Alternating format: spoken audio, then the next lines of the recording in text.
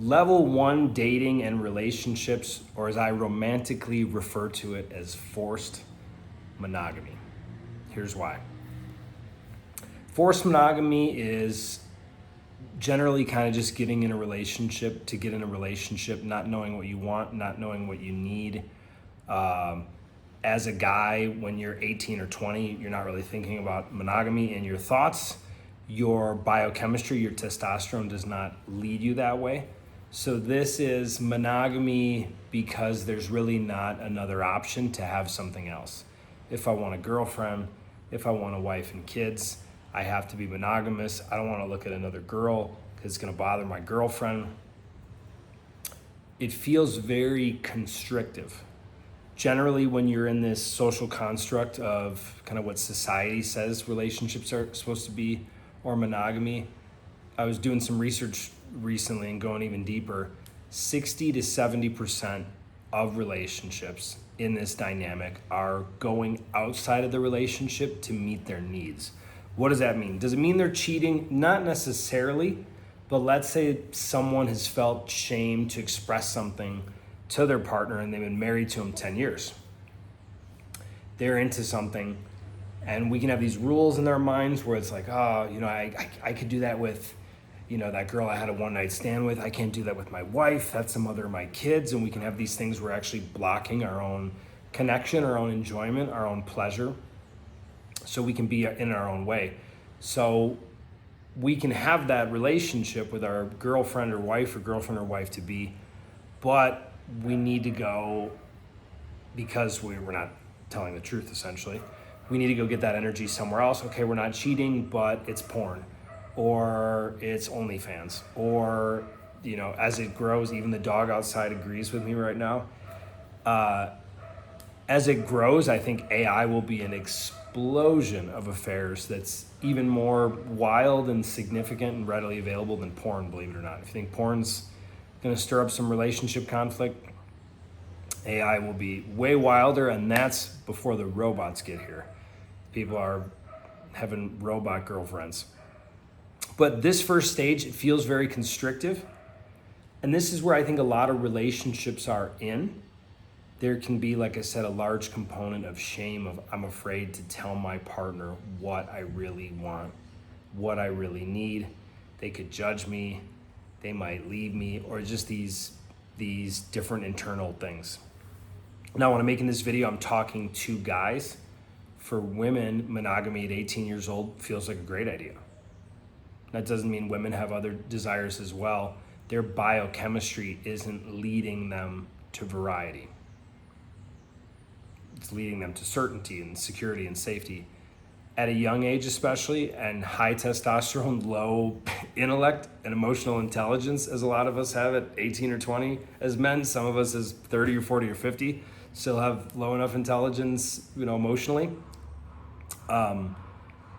It's leading us just towards sexual variety.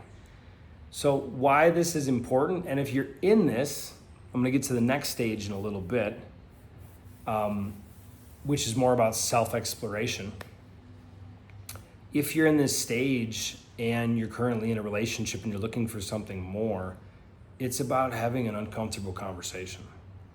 It sounds kind of silly, but it's really that simple.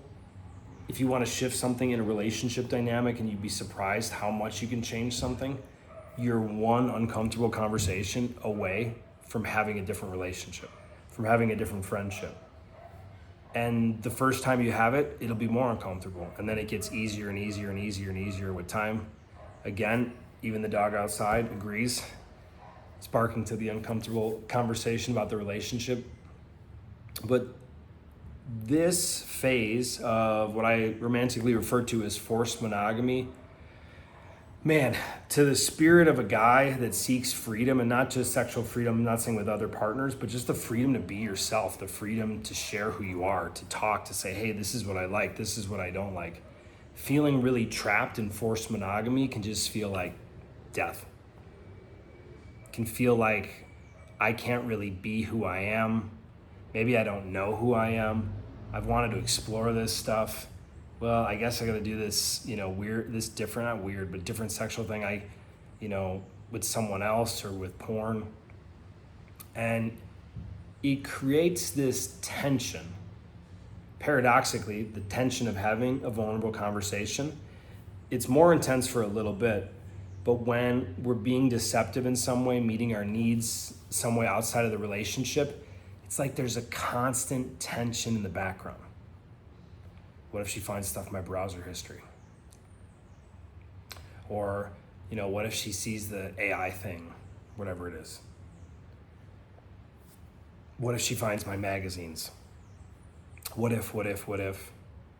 Generally, there's more shame in this phase, and this phase simply, it's hard. This is a fundamental problem.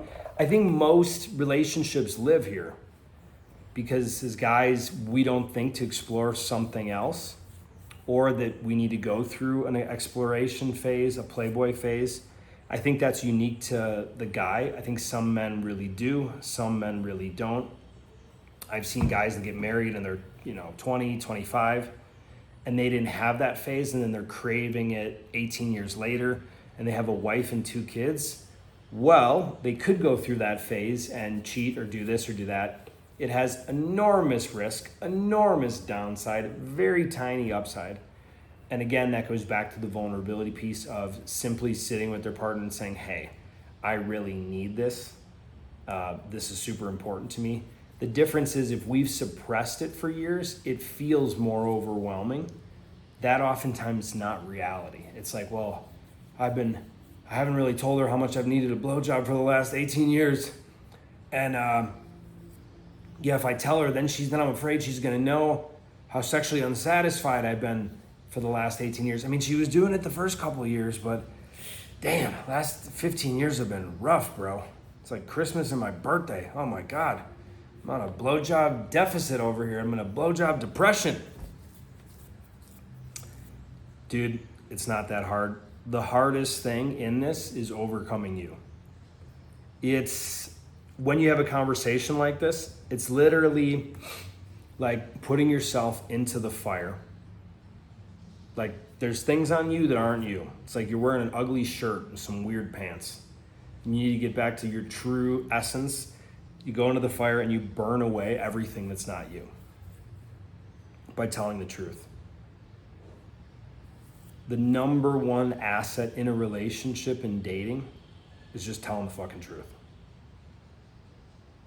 And sometimes we're afraid in our current relationship, or you're in a new one, or you're gonna be in a new one soon, or you have a date soon. And it's like, well, if I share these things, or I don't know how, or, women are different. They're not, they're more like ovens and we're more like microwaves when it comes sexually. So how do I bring this up? You got to bring it up, whatever it is, by telling the truth and just owning what you want and who you are. One of the best pieces of advice I got from an ex-girlfriend during a breakup was, this is like more than 10 years ago.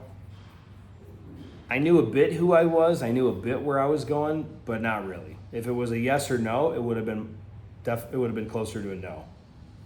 And that was the advice she gave me. I want to be with a guy who knows what he wants and knows who he is and knows where he's going, and I can say yes or no. So if you're in this stage, you might be watching this and just had a breakup and go, okay, I got to go into the experimentation stage, the playboy stage. For example, myself, about 9 years ago, I was in this stage. I realized I just knew I needed to go and seek out sexual variety. Was that deeply fulfilling to sleep around? Granted, I told the truth to women, which is kind of a rare one for some guys, and dated a bunch of women. It was incredibly unfulfilling. It was very fun. It taught me a lot about me, and then it got more and more and more and more empty and more unfulfilling, to the point where I had about 18 months of celibacy, then a monogamous relationship, and up to my current time, which is about a year of celibacy.